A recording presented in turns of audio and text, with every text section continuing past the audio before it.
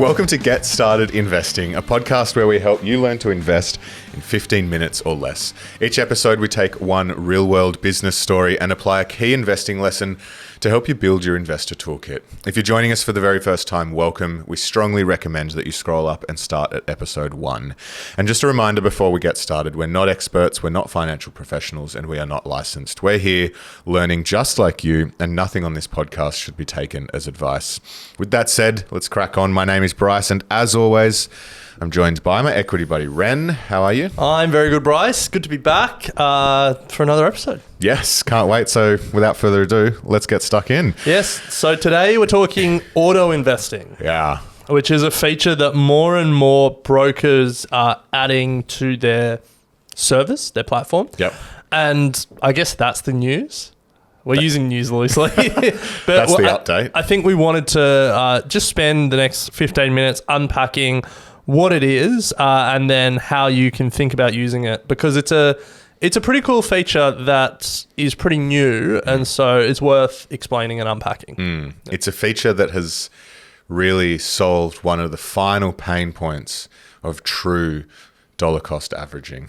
Yes. So let's get stuck in. Automating. Yeah. Automating. We like to say you can invest without being an investor, and because there's all these connotations about like what an investor is. R.M. Williams, sleeveless vest, talking about stocks at parties. This kind of sounds like me at the moment.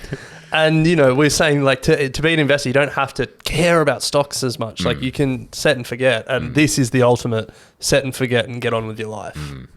And that's probably bad for our downloads. But No. All right. So Ren, auto invest. What is it for those that haven't heard of it, haven't logged into their broker and seen it? Yeah. So in essence, if you think about what you do with a broker, you go in and you buy a stock. Similar these days, similar to how you buy your online shop. An auto invest is really just a recurring buy. So rather than just buying something once, you tell the broker to buy it at a set interval for however long. It's awesome. It's like an automated transfer in your bank. Yeah. It is exactly the same as an automated transfer in your bank. It's just an every 2 weeks, instruction to keep doing transfer something. rent to that account. Yeah. Done. Yeah. And that's what it is. Every 2 weeks, let's buy $200 worth of this ETF, and it'll just keep doing it. Yeah. Until you say otherwise. The important thing that I learned, because I've set this up for my brokerage, is they don't direct debit, or at least the platform that I use doesn't direct debit. That's fair enough. So you have, the crypto platform that I use does direct debit. Oh, no, that's not true. That's not true. You still send it, yeah. But micro investing apps direct debit. Micro investing apps direct debit. Yeah. Mm-hmm. So it's like, anyway, there's probably a reason why. So I've set it up. So you set up a bank transfer $200 once a month to brokerage, and then you tell your broker, invest that $200 in this once a month. Yeah. Yeah. And then you go on with your life. It's like a supply chain. Sure. Get paid. And this is what I mean around the dollar cost averaging, because there was always that pain point of I can get paid, I can have my payment auto transfer to my broker, I can have in my mind that I want to every month buy $200 worth of X, Y, and Z. But if I forget, or if the market is doing something that kind of scares me and doesn't make me buy, then that final stage of actually making the purchase wasn't automated. Yeah. But that's why this feature is so good. We're excited about this feature, and we're not going to talk about specific platforms here because we can't. But do your research. More and more brokers are offering this feature around the world. We can actually probably talk about non-Australian platforms. So if you're in the US and you use Robinhood, you can access this feature. So we obviously can't recommend a broker, and the recurring feature is just one feature set that you should look for when making your own decision. Yeah. But to give you the information so you can go and do your own research, more and more Australian brokers are offering it. I know Perla offers it. Yep. Superhero offers it. Just launched. Sharesies do. Sharesies offer it. They've been around for a while. Do any others from memory? Not that I'm aware. Okay. Yeah. And then if you're listening overseas, Robinhood offers it. I'm not sure. I'm not that familiar in the UK, but I'm pretty confident your online brokers will offer it. At least some of them will. It's it really became massive in the crypto broker space the last couple of years, and now we're seeing more and more. So, Ren, with more and more brokers now offering it, and us recognizing that it is a great feature for us as investors. Yep. How do we then figure out what we're going to auto invest? Yeah. And again, it comes down to personal preference. So I think for our purposes, we're really talking about ETFs. Yeah. I mean, if you're bold enough and willing to take on that risk, you could auto invest in individual stocks. But individual stocks are higher up the risk curve than broad-based market ETFs. Yeah. So when I've set mine up personally, I haven't looked at individual stocks. So let's stay in the realm of ETFs. I think there's probably three key considerations you want to think about if you're thinking about setting up auto investing into ETFs. Brokerage, overlap, and fees. Yes. Well, let's start with brokerage because if you're auto investing small amounts, you definitely need to understand what you're paying in brokerage. Now, luckily and fortunately, some of the platforms we've spoken about have $0 brokerage on ETFs. Yeah. So this feature is awesome, which is great because then you're obviously not paying any brokerage and you can auto invest as much as you would like. However, if you are paying brokerage, and let's use an example, you're investing $50 a fortnight into 4 different ETFs, and for each of those $50 investments, you're paying $10 in brokerage. Then you're starting to pay a fairly significant chunk of your total investments in brokerage. You're down 20%. You're down 20% on your investments before you even get started. Yeah. Because your $50 has turned into $40. Yeah. And so you actually need to then make 25% back on your investment just to get back to 50%. Yeah. So to $50. Yeah. And if those numbers confuse you, the long and the short of it is that's a lot to pay in brokerage. That is a lot to pay in brokerage. But the good news, as we've said, that brokerage is being cut. And I know a lot of argument against dollar cost averaging at a sort of high-ish frequency, fortnightly, monthly. Everyone will chime in on and say, oh, what about brokerage? What about brokerage? What about brokerage? As we've said. And we say, what about it? Yeah. There are brokers out there that offer zero brokerage on ETFs. Yeah.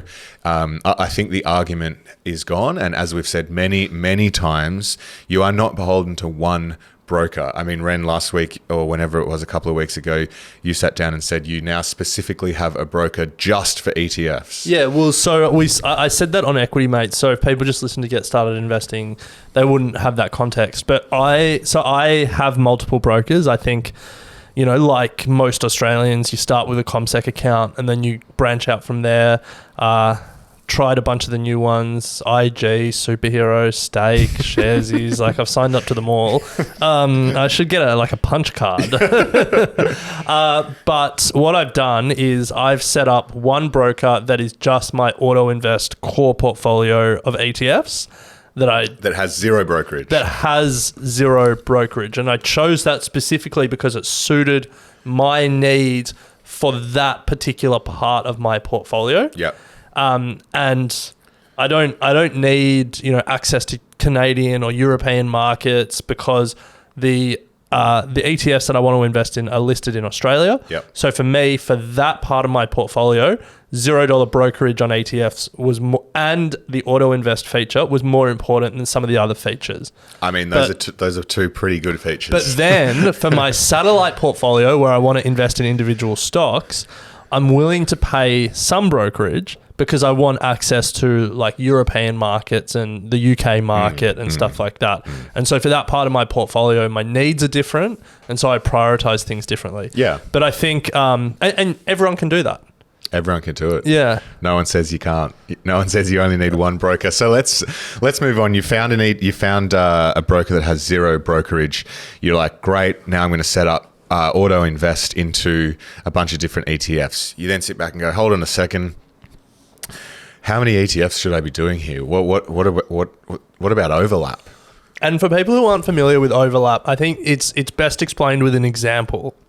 if you owned the NASDAQ 100 ETF, the S&P 500 ETF, an all-world ETF, and a global sustainability leaders ETF. Sounds pretty diverse. Hell, even throw in like a growth or like a quality ETF in there. Yeah.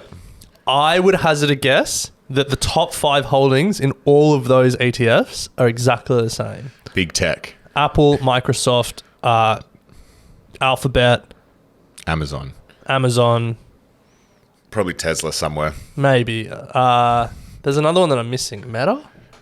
Maybe. It's kind of... Anyway, apologies to the other tech companies.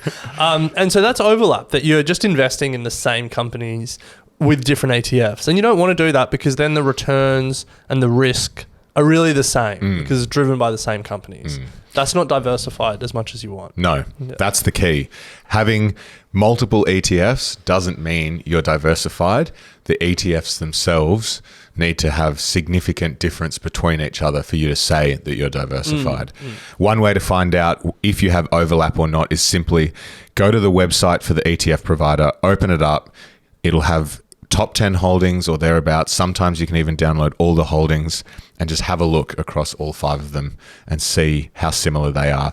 Just to talk to, again, my specific example, given that I've just set this up, to avoid overlap, what I've done without sharing specific investment products, but I chose an Australian ETF, a US ETF, a UK ETF, a Europe ETF, and an Asia ex Japan ETF, because then like there's no overlap. Yeah. Why didn't you just go all world? Because that's 70% US. Nice. Yeah. So pass the test. So for people like because the US companies are so big, they dominate the all world index, and so you're really getting US driven returns. Yeah. An equal weighted all world would be interesting. It would be. Yeah. It would be. All right, Zoren. So we've the third consideration when setting up auto invest into ETFs specifically is fees. Now we've spoken about brokerage. So what do you mean by fees? So every ETF has a management fee in it, and that fee varies wildly. The lowest fee for an ASX listed exchange traded product. Do you want to guess? I thought the BetaShares A200. Yeah, that's the lowest for an ASX ETF. Oh, the okay. lowest, like for an ETF that tracks the Australian market. Yeah. The lowest is 0.03%. Vanguard gets the crown for their US share market ETF. Wow. That's cheap. Yeah. It's almost free. It is almost free, yeah. The highest, when we get into the managed funds, like the actively managed funds, basically hedge funds in an ETF wrapper, 2.27% from K2 Australian Small Cap Fund. Wow. And so like those are very different products, and so it makes sense that the fees are very different. But it's an important reminder that you should look at the fees, because in the same way that returns compound year after year, the effects of fees compound year after year. And by our own maths, across the 258 exchange traded products in Australia, listed in Australia, the average fee is 54 basis points, 0.54%. That's actually a good stat to know. Thanks, bro. Yeah. It's actually also higher than I would have thought. There you go. I mean, it's skewed by the active, the big guys. the active ETFs. Yeah. All right, so that gets us to the end of the 3 considerations when thinking about auto investing into ETFs. You've got brokerage, consider the overlap, and make sure you're thinking about the fees for which you're doing. And Ren, this was all led, as you've alluded to, by you setting up your own auto invest function and strategy. Are there any sort of closing comments or takeaways that now that you're very much in the setup process that you'd sort of pass on? No, I think for me, it's like do the research, find the broker that works for you. But this is a feature that really works for me because I am inherently lazy, and automating things is just a really good way of just making sure that they happen. in all aspects of life. And there are so many options when it comes to auto investing. You know, like I don't have any property exposure, but I could. I don't have any active management exposure, but I could. I don't have any thematic exposure, but I could. But I wanted to start with this, and I've done the minimum amount possible for across those 5 ETFs. Until you give me a pay rise, I'll then might be able to add some more. But I'm just like, so my first auto invest went out as we're recording this week. Okay, nice. And so I'm just like dipping my toe in the water, some minimum amounts possible, just seeing how it all works. And the great thing is, if I decide that there's something about this broker that I don't like, there's at least 2 others that I can choose from today. Yeah. And there's going to be more than 2 in the future. Yeah. So I think that's my final takeaway. Yeah, love it, Ren. Well, by the time this episode airs, I will have been married and closed out a wedding, which has been a cash sucker. And then I'll be able to get into auto investing as well. Yeah. Ham, if you're listening, a worthwhile cash sucker. A worthwhile cash sucker. No, I'm sure it was awesome.